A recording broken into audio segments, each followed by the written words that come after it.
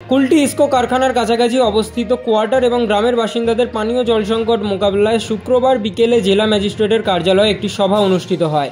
এই সভায় আসানসোল মিউনিসিপ্যাল কর্পোরেশনের মেয়র বিধান উপাধ্যায়, প্রাক্তন কুলটির বিধায়ক উজ্জ্বল চ্যাটার্জি এবং জেলা ম্যাজিস্ট্রেট এস পান্নাম্বলমের মতো গুরুত্বপূর্ণ আধিকারিকরা উপস্থিত ছিলেন। তবে বৈঠকে কোনো সদুত্তর না পাওয়া গেলেও মেয়র বিধান উপাধ্যায় ইস্কো অফিসারদের অনুরোধ করেন কুলটি ইস্কো এলাকায় গ্রামগুলিতে জল পরিষেবা বাড়ানোর জন্য। মেয়র জল সরবরাহের সমস্যার জন্য রেলওয়ের সীমানাকে দায়ী করেছেন, যা ইস্কোতে ডিভিসি জলের সরাসরি প্রবাহকে বাধা দেয়। এর সমাধানে আগামী সোমবার রেলওয়ে কর্মকর্তাদের সঙ্গে বৈঠক করে প্রয়োজনীয় ব্যবস্থা নেওয়া হবে বলেও জানান তিনি। ইস্কো ডিভিসি এবং আমাদের সকলের কর্পোরেশন সকলে মিলে আলোচনা হয়েছে।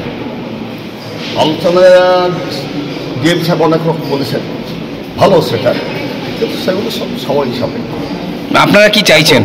আমরা চাইছি জল, এই মুহূর্তে যে কোয়ার্টারগুলো আছে, ঘরগুলো আছে, সেখানে জল দেওয়া হবে। এখানে ইস্কো আগে জল দিচ্ছে, এইটা আমরা চাই। সেটা কি মানে কিছু রাস্তায় এলো?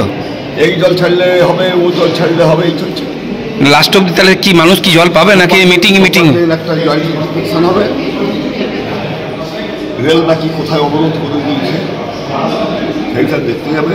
রেলকে বলবে এটা কমাবার জন্য যে হাইট করেছে, তাহলে স্কুল ছাপা দিতে পারবে।